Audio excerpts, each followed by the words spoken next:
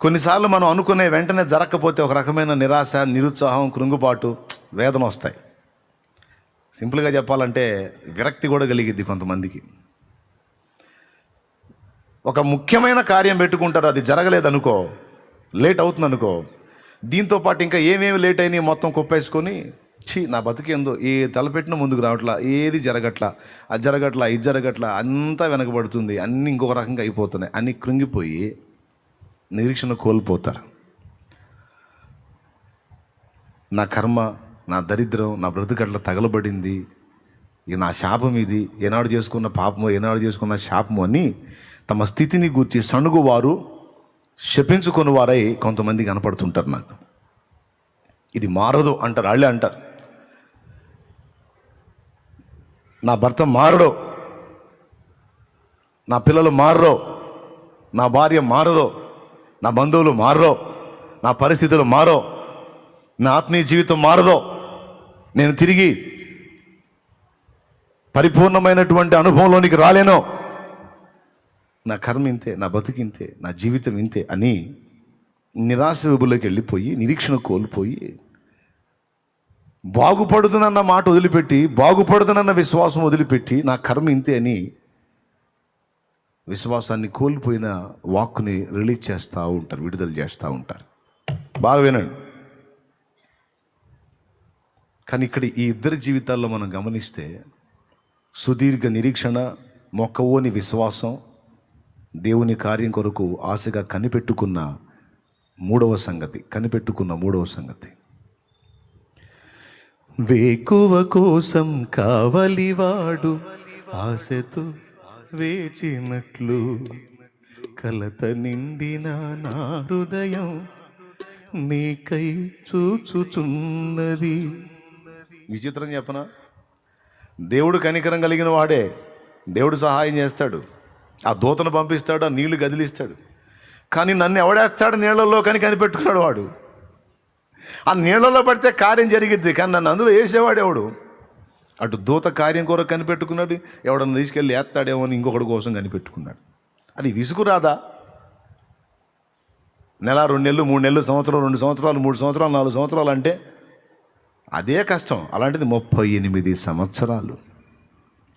వాక్యం అంటుంది, వాడప్పటికి బహుకాలము నుండి ఆ స్థితిలో ఉన్నాడని ప్రభు ఎరిగి స్వస్థపడగోరుచున్నావా అని అడిగితే ఆ విశ్వాసం చూడండి. అయ్యా స్వస్థపడగోరకపోతే ఇలానే ఉండగోరుతానా నేను అంటే, కొంతమంది ఏం చేస్తారంటే విడుదల పొందటం కోసం ప్రయత్నిస్తారు. ప్రయత్నించి విడుదల దొరకకపోతే ఇక రాజీ పడతారు కొన్ని విషయాల్లో. స్తోత్రం. ఏనుగుని మీరు చూసారా? ఏనుగు ఎంత పెద్దగా ఉంటుంది, దాన్ని కట్టేసే గొలుసు ఎంత ఉంటుంది చూడండి. ఏనుగు ఎంత, దాన్ని కట్టేసే గొలుసు ఎంత. పెద్ద పెద్ద ఇంతలా దొంగల్ని కూడా అలా తొండంతో పట్టేసుకొని అలాగ తీసి అవతల పడేసి, దాన్ని తోలే మనిషి ఎంత, దాని మీద ప్రయాణం చేసే మనిషి ఎంత, దాన్ని బంధించే గొలుసు ఎంత, అదెంత. అంత పెద్ద ఏనుగు, దాని ఒక్కొక్క కాలు పెద్ద స్తంభంలాగా ఉంటుంది. అంత పెద్ద ఏనుగు అంత చిన్న గొలుసుకి ఎట్టాగింది? ఆశ్చర్యమే. ఒక్కసారి కాలు సరిగ్గా ఇలా అందంటే వాడు చెట్టు కట్టేసినా సరే గొలుసు తెగిపోవటం లేదా చెట్టు పడిపోవటం జరిగిద్ది. అంత బలం, గజబలం అంటే ఇక ఊహించుకోండి మీరు. ఇక ఏనుగు బలం, ఎవరినైనా బలవంతుణ్ణి పోల్చాలంటే 1000 ఏనుగుల బలం అంటారు. సో అతిపెద్ద బలానికి ఏనుగు ఒక సూచనగా ఉంటుంది. అలాంటి ఏనుగు చిన్న గొలుసుకి ఎలాగా కంట్రోల్ అయిపోతుంది? ప్రభువుకి స్తోత్రం, హల్లెలూయా. మావటివాడి చేతిలో ఉన్న అంకుశం ఎంత? ఏనుగుని తోలేవాడిని మావటివాడు అంటారు. మావటివాడి చేతిలో ఉండేది అంకుశం. ఒక పక్క రింగు తిరిగి ఉంటుంది, బడిసెలాగా ఉంటుంది, ఈటలాగా ఇంతే ఉంటుంది. అది అంత చిన్నదే. దాంతో సరిగ్గా వాడు పొడిస్తే దానికి చిన్న గాయం అయిద్దేమో కానీ ఏం కాదు. కానీ ఆ తొండం తీసుకొని కొట్టింది అనుకో, మళ్ళా అప్పగింతలు చెప్పుకోవడానికి ఇంక మాట కూడా ఉండదు. ఆ అంకుశంతో 20 సార్లు పొడిచినా దానికి ఏదో చిన్న చిన్న గాయాలు అవుతాయి తప్ప దానికేం కాదు, ప్రాణం పోదు. మావటివాడు పర్సనాలిటీ ఆడా, ఏనుగు ఆడ, గొలుసాడా, ఏనుగు ఆడ, మావటివాడి చేతిలో ఉన్న అంకుశం ఆడా, ఏనుగు ఆడ. అంకుశం మొత్తం కలిపి దాని తోకంత ఉండదు. స్తోత్రం. కానీ చాలా చిన్నమైన ఈ మూటికి ఎట్లా కంట్రోల్ అవుతుంది? అంత పెద్ద ఏనుగు అంటే మన వాళ్ళు సైంటిఫిక్గా చెప్తారు, ఏనుగు కంటికి మనం చాలా పెద్దవాళ్ళ కనపడతామని. కోర్స్ అయితే అయి ఉండొచ్చు, అది వేరే సంగతి. ఎందుకంటే వాళ్ళు పరిశోధన చేసి చెప్పారు, మనం చేయలేదు కాబట్టి మనం నమ్మలేం. మనకు కూడా అది చూపిస్తే ఇది ఎలా ఉంటుంది అంటే అప్పుడు నమ్ముదాం. నేషనల్ జియోగ్రాఫిక్ ఛానల్ పెట్టుకొని నీకు వెతుక్కోవాలా దాని గురించి ఏం చెప్పారని. సో అది పక్కన పెట్టేద్దాం. అసలు ఇంకొక స్పష్టమైన కారణం చెప్తాను. ఏనుగుని ఏం చేస్తారంటే పసిప్రాయంలో తీసుకొస్తారు కదా, దాన్ని పసిప్రాయంలో తెస్తారు. పెద్దవాటిని కూడా కంట్రోల్ చేయడానికి ట్రై చేసేవాళ్ళు ఉన్నారు కొంతమంది. అది పెద్ద సాహసంతో కూడుకున్న పని. ఏనుగు పిల్లల్ని పట్టుకొస్తారు. అది చిన్న దశలో ఉన్నప్పుడు దాన్ని గొలుసు పెద్దగా ఉంటుంది, తెంచుకోలేదు. అంకుశం కూడా దానికి పెద్దగా అనిపిస్తుంది, ఆ గాయం కూడా బాగా ఇబ్బంది కలిగిస్తుంది. తర్వాత మనిషి కూడా దానికి పెద్దగా కనపడతాడు. అది ఏనుగు పిల్ల పర్సనాలిటీ. అది స్క్రీన్ మీద మీకు కనపడుతుంది చూడండి, ఏనుగు పిల్ల పర్సనాలిటీ. అది మనిషి ఎంత ఉన్నాడు, ఏనుగు ఎంత ఉంది, పిల్ల. ఓకే, అప్పుడు కట్టే ఆ గొలుసులో తెంచుకోలేదు. అది దాని ఆరంభం. స్టార్టింగ్లో ట్రై చేస్తుంది తెంచుకోవడానికి, అది రాదు. అంకుశం యొక్క గాయం దాన్ని నొప్పి పుట్టిస్తుంది. మనిషి కూడా దానికి పెద్దగా కనిపిస్తాడు. ఇక అలవాటు చొప్పున కొద్ది రోజులు ట్రై చేసి చివరికి ఏం చేసి తెలుసా, ఏనుగు రాజీ పడిద్ది. ఇక ఎంత ట్రై చేసినా నేను ఇంతే అని రాజీ పడిపోయింది. రాజీ పడిపోయి పోరాటం మానేసి ఆడు చెప్పినట్టు చేయటం మొదలుపెట్టింది. దానికి ఎంతో బలం పెరిగింది. ఎంత బలం పెరిగిందంటే అది తెంచుకోవాలని నిజంగా పట్టుబడితే వాడు 20 గొలుసులు వేసినా సరే తుత్తునీలు అయిపోతాయి, అడ్రస్ కూడా ఉండవు. కంట్రోల్ చేయడానికి వాడు అంకుశం తీసుకొని వస్తే వాడు అంకుశాన్ని గిరగిర తిప్పి నేలకేసి కొట్టిందంటే మళ్ళీ సప్పుడు కూడా ఉండదు. అంత బలం దానికి వచ్చింది, అంత ఆహార్యం దానికి వచ్చింది, అంత దేహం దానికి వచ్చింది. కానీ దాని జ్ఞాపకాల్లో, దాని మైండ్లో ఏది ప్రింట్ అయిపోయింది? నా బతుకింతే, నేను బయటపడలేను, నేను తెంచుకోలేను, నా వల్ల కాదు, కష్టం. కొంతమంది మనుషులు కొన్ని పరిస్థితులకి అలా రాజీ పడిపోతారు. బలహీనతలతో కొంతమంది అలా రాజీ పడతారు. ఇప్పుడా చాలా కాలం నుంచి తాగుతున్నాను నేను, దీని నుంచి బయటపడటం అసాధ్యం అంటారు. ఎందుకు అసాధ్యం? నువ్వు అలాగ అనుకుంటున్నావు. కానీ దాన్ని జయించగలిగే మనోనిగ్రహాన్ని దేవుడు నీలోనే ఉంచాడు. కొద్దిగా నువ్వు ట్రై చేస్తే తప్పకుండా నువ్వు ఎంత సీనియర్ త్రాగుబోతువైనా గెలవచ్చు. త్రాగుడు వల్ల కలిగే నష్టాలని నేను చెప్పను. త్రాగుడు వల్ల ఈ నష్టం కలిగిద్ది, త్రాగితే భార్య పిల్లలు ద్వేషిస్తారు, త్రాగితే అనవసరంగా తనులు తినాల్సి వచ్చి, త్రాగితే డబ్బులు పోతాయి, తాగితే లివర్ పోయిద్ది, అది పోయిద్ది, ఇది పోయిద్ది. ఈ సోదంతా నేను చెప్పేది ఎందుకు? తాగుబోతాడు తెలుసు ఆల్రెడీ. ఇంకా పెద్ద లిస్టు వాడే ఇస్తాడు నాకు ఇవ్వమంటే. త్రాగుడు వల్ల కలుగు నష్టములంటే వాడు రాసి ఇస్తాడు. ఎన్ని ఉన్నాయిరా బాబు, నీకు తెలిసినవి కొన్ని, పర్సనల్గా నేను అనిపించే ఇంకా కొన్ని ఉన్నాయి, ఎన్ని ఉన్నాయంట. ఇక్కడ త్రాగుడు వల్ల కలిగే నష్టాలు కాదు, బయట ఎట్టబడాలి, అది సమాధానం. ప్రతి మనిషిలో దేవుడు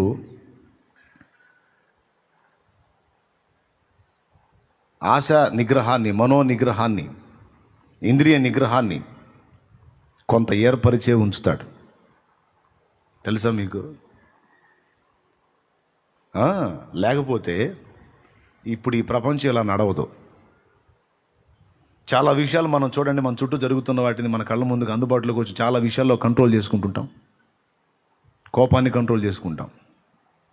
కొంతమంది నాకు చాలా కోపం అండి, నేను ఊరకనే కోపడతాను అంటాడు.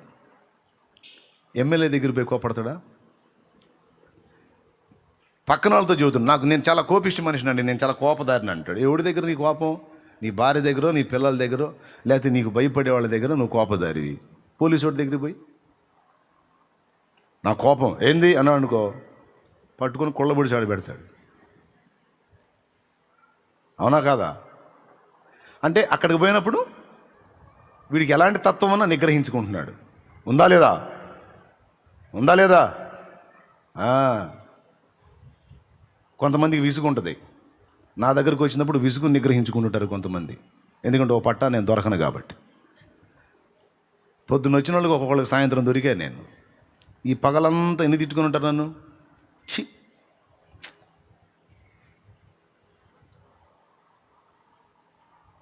అవునా? నేను కనపడ్డాను అనుకో, బుద్ధి ఉందా నీకు? బుద్ధి ఉందా? మనిషివేనా నువ్వు? పొద్దున అనంగా వచ్చాను రా అని ఎవరన్నా అన్నారా? అన్నారు. ఎందుకు? విసుగు వచ్చినా, చిరాకు వచ్చినా, కోపం వచ్చినా, బాధ వచ్చినా నేను కనపడగానే వందనాలు అన్నయ్య,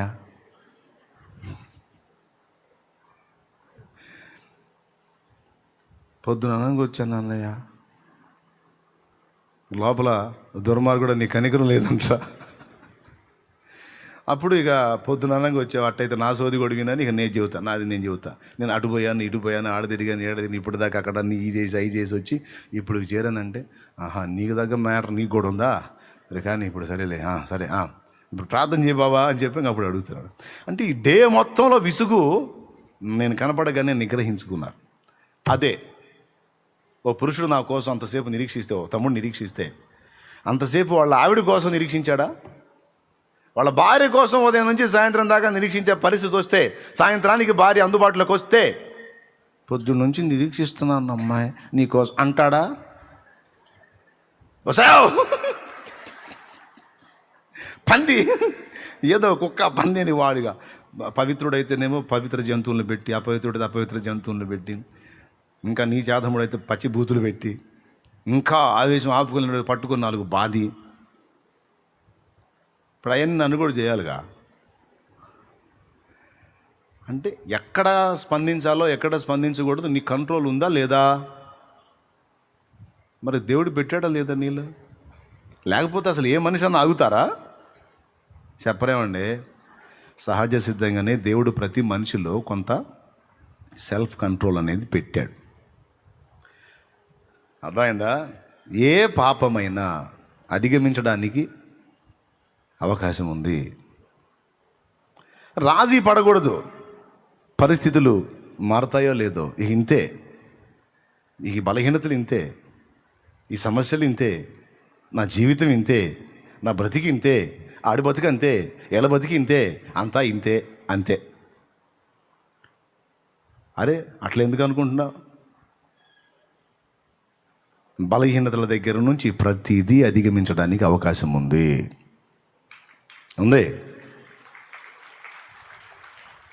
నీలో దేవుడు ఉంచినటువంటి ఆ మనోనిగ్రహాన్ని, ఆశా నిగ్రహాన్ని, ఇంద్రియ నిగ్రహాన్ని దేవుణ్ణి ఆశ్రయించి దేవుని ఆత్మ ద్వారా బలోపేతం చేసుకుంటే ఎంత బలహీనత, ఎన్ని సంవత్సరాల బలహీనత అయినా ఖచ్చితంగా జయించగలుగుతావు. నాకు తెలిసిన ఒక సోదరుడు ఉన్నాడు. సుమారుగా 30 సంవత్సరాల నుంచి విపరీతంగా తాగుతూ ఉన్నాడు. ఆయన త్రాగుడు అనే వ్యసనానికి బానిస అయిపోయాడు. ఒక ఇంట్లో ఆయన ఉండి ఇంటికి నిప్పు పెట్టుకున్నాడు. అది తగలబెడితే అందులో కలిసి కాలిపోవాలని తాగి హైవే రోడ్ల మీదకి వెళ్ళి వచ్చే లారీలను ఆపుతూ ఉంటాడు. ఆపుతామంటే మామూలుగా చేయి తాపడు. వచ్చే లారీ ముందు సడన్గా అడ్డొస్తాడు. ఎందుకు? సావాలని. తాగి. అలాంటి మనిషి. నేను వాళ్ళ ఇంటికి దగ్గర కూటను పెడితే నేను యేసయ్య పాట పాడుతుంటే ఆ పాటకి స్టెప్పులు వేస్తున్నాడు ఆయన. అది కూడా ఆయన ఎక్కడో దూరంగా ఉండేస్తే పర్లా, నా టేబుల్ దగ్గరికి వచ్చి అట్లా పక్కన నిలబడి ఎగురుతున్నాడు. అట్ట అంటున్నాడు. జాతరలు వేస్తారే ఆ స్టెప్పులు ఎగురుతున్నాడు. ఏం చేయాలని నేను కూర్చున్న తమ్ముళ్ళు చెల్లెళ్ళు ఏమని చూస్తున్నారు. గుటకలు మింగుతా కోపంతో వాళ్ళకి సైగ చేశా. అతను వాస్తవంగా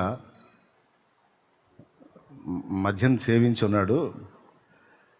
కానీ అతడు ఇక్కడికి రాకూడని స్పాట్ ఇది. ఇక్కడికి రాకూడని స్పాట్, రాకూడని స్థలం ఇది.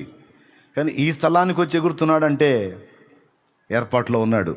కదిలించవాకండి, కూటం అయిపోనిండని ఆయన ఏమల్లా, బ్రదర్ అద్భుతంగా నాట్యం ఆడుతున్నావు, చాలా సంతోషం, అసలు నువ్వు ఎగురుతుంటే నాకు ఇంకా పాడాలనిపిస్తుంది, కూర్చో, అయిపోయి నాకు పాడుకుందాం ఇద్దరం కూర్చోనని కూర్చోబెట్టా.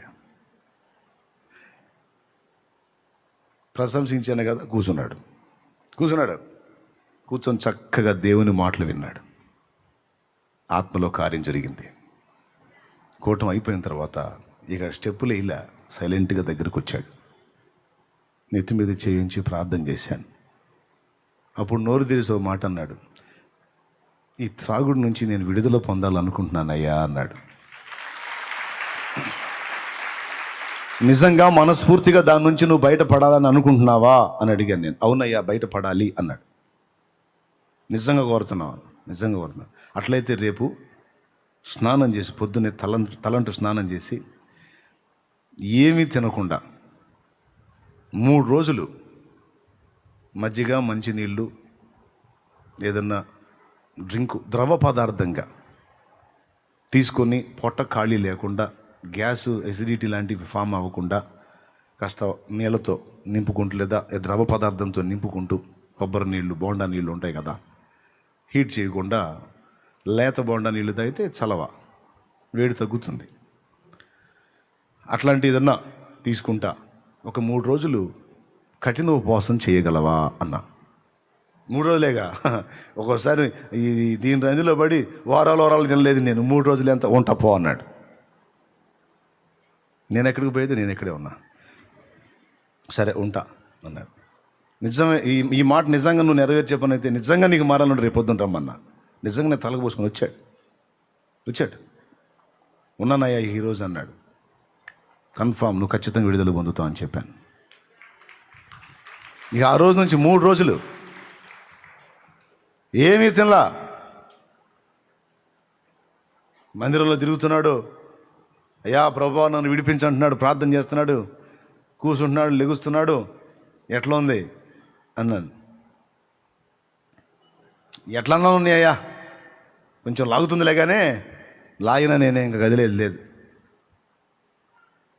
ఒళ్ళంతా పట్టేస్తున్నట్టుందయ్యా అన్నాను. ఏం పర్వాలా, నువ్వేం వర్రీ కావద్దు, విడుదల వచ్చింది, నేను చెప్పినట్టు చెయ్యి.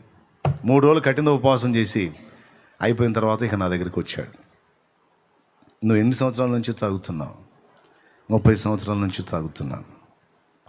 ప్రతిరోజు సాయంత్రానికి దాని వైపు ఆకర్షింపబడుతున్నావు కదా? అవును, ఆకర్షింపబడుతున్నాను.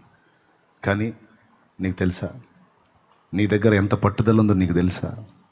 నీ దగ్గర ఎంత మొండితనం ఉందో నీకు తెలుసా? నీ దగ్గర ఎంత నిగ్రహ శక్తి ఉందో నీకు తెలుసా? ఈ 3 రోజుల్లో నీకు అర్థం కాలేదా? నువ్వు ఇంటికి వెళ్ళి అన్నం పెట్టు అంటే నీ భార్య పెట్టదా? నీ చేతి నిండా, జేబు నిండా డబ్బులు ఉన్నాయి, నువ్వు హోటల్కి వెళ్ళి రుచికరమైన భోజ్యాలు తినలేవా? మార్కెట్లో బళ్ళు ఉన్నాయి, కొనుక్కొని తినలేవా?